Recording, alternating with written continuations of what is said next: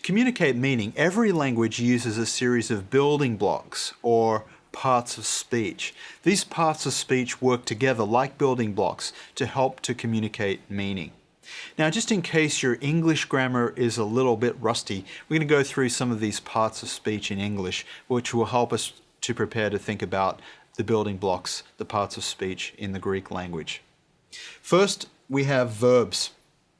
Verbs are doing words. They express activities or processes, sometimes a state of being, but usually some kind of activity. Adverbs are words that qualify verbs. They tell you something more about how an action took place. So instead of just saying the man ran, you might say the man ran quickly. Quickly is an adverb modifying the verb ran.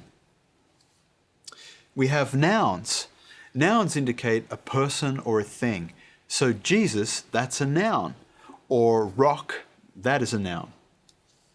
Then we have pronouns, which are words that are used in place of a noun. So rather than saying Jesus did this, Jesus did that, Jesus did that, Jesus did this, you say Jesus did that, he also did this, he also did that, he also did this. The word he is a pronoun being used instead of using the noun Jesus every single time.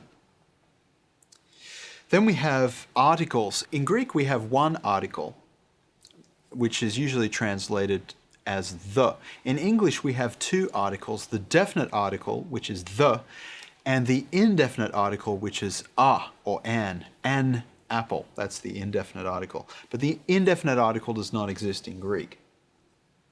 Then we have adjectives, which are words that are used to modify a noun. They tell you more about the noun. So instead of just an apple, apple being the noun, you might have a green apple. Green is the adjective telling you something more about the apple. Then we have prepositions. Prepositions are very important words that help us to locate where an action is taking place or the relationship between things.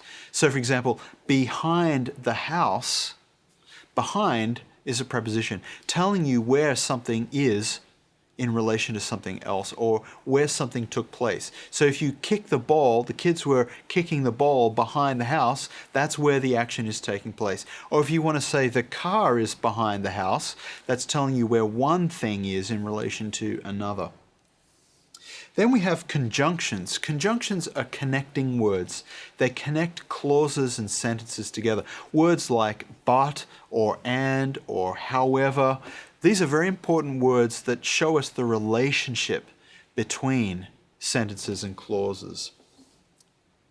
Then we have participles. Participles are verbal adjectives. Participles can modify nouns or they can modify verbs. So we can say the running man, well, man is the noun, running is a participle telling you, modifying something about the man, the running man. Then we have particles, and particles really gather up words that don't really fit in any of these other categories. And in Greek, there are a variety of such words. So the important thing is to understand that every sentence in English is built with these building blocks, these parts of speech, and it's no different in Greek. Greek has its own building blocks, parts of speech, and we need to become familiar with the function of each of these parts of speech.